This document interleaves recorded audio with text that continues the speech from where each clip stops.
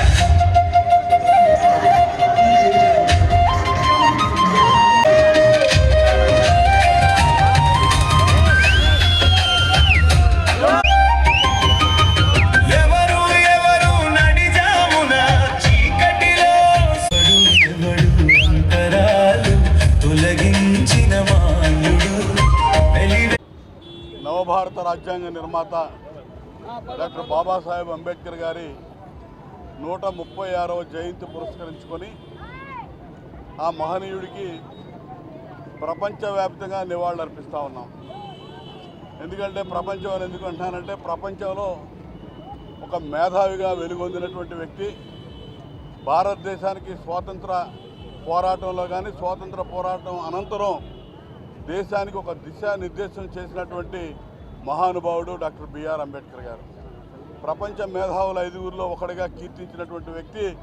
దళిత వర్గాల నుంచి భారతదేశంలో పుట్టడం, దళిత జనోద్ధారకుడిగా నిమ్న జాతుల ఉద్ధరణకి కట్టుబడి పనిచేసినటువంటి వ్యక్తి. తన జీవితాన్నే కాకుండా తన కుటుంబం యావత్తు కూడా త్యాగం చేసి ఈ దేశంలో నిమ్న వర్గాలకి అదేవిధంగా సగభాగంగా ఉన్నటువంటి మహిళల హక్కుల కోసం మొట్టమొదట పోరాటాన్ని ప్రారంభించినటువంటి వ్యక్తి డాక్టర్ బాబాసాహెబ్ అంబేద్కర్ గారు. ఆ అంబేద్కర్ గారి స్ఫూర్తితో ప్రతి ఒక్కరు కూడా ముందుకు నడవాల్సిన అవసరం ఉంది. అంబేద్కర్ మహనీయుడు ఏ దళితులకో గిరిజనులకో ఒక వర్గానికో నాయకుడు కాదు. యావత్ భారతదేశం గర్వించదగ్గ వ్యక్తి, యావత్ భారత జాతి ప్రతిరోజు స్మరించుకోవాల్సినటువంటి వ్యక్తి. ఎందుకంటే 140 కోట్ల జనాభాలో అనేక రాష్ట్రాలు, అనేక భాషలు, ప్రాంతాలు, వర్గాలు, మతాలు, కులాలు ఇన్నిటి మధ్య రోజు ఏ విభేదాలు లేకుండా ఒక పీస్ఫుల్ ట్రాన్స్ఫర్మేషన్ పవర్ 5 సంవత్సరాలకు ఒకసారి ప్రజాస్వామ్యయుతంగా పరిపాలన మార్చుకునేటటువంటి విధానాన్ని రూపకల్పన చేసి అందించినటువంటి మహనీయుడు బిఆర్ అంబేద్కర్ గారు. భారతదేశంతో పాటు అనేక దేశాలకి స్వాతంత్రం వచ్చింది. భారతదేశం అనంతరం అనేక దేశాలు స్వాతంత్రాన్ని సాధించుకున్నాయి. ఎక్కడ కూడా ప్రశాంతత లేదు. అలజడి, అశాంతి, ఉగ్రవాదం, తీవ్రవాదం వేళ్ళూరుకొని పోయింది. కానీ భారతదేశం మాత్రం ఇన్ని కోట్ల మంది ప్రజలున్నా కూడా ప్రశాంతమైన జీవనం సాగిస్తూ ఉన్నారంటే అది అంబేద్కర్ గారు అందించినటువంటి రాజ్యాంగం యొక్క గొప్పతనం.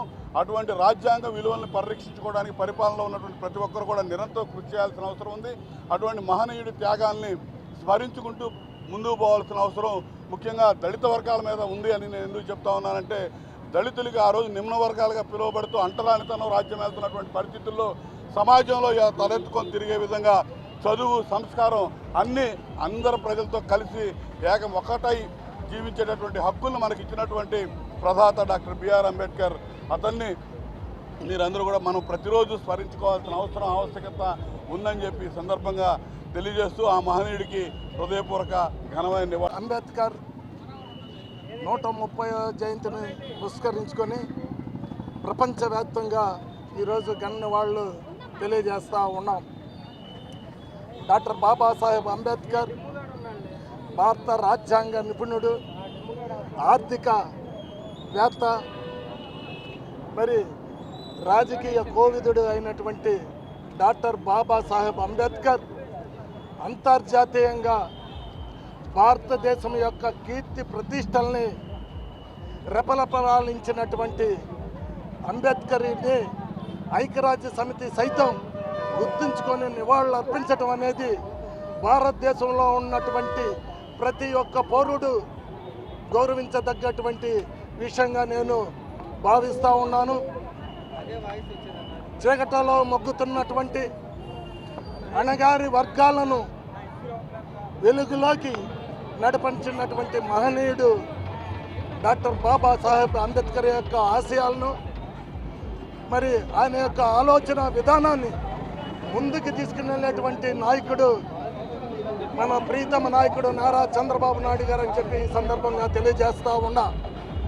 గత ప్రభుత్వంలో రాజ్యాంగాన్ని అవహేళన చేసే విధంగా, ప్రజాస్వామ్యాన్ని కూనీ చేసే విధంగా జగన్మోహన్ రెడ్డి వ్యవహరించినటువంటి తీరు యావత్ భారతదేశంలో ఉన్నటువంటి ప్రజలందరూ కూడా గమనిస్తూ ఉన్నారు.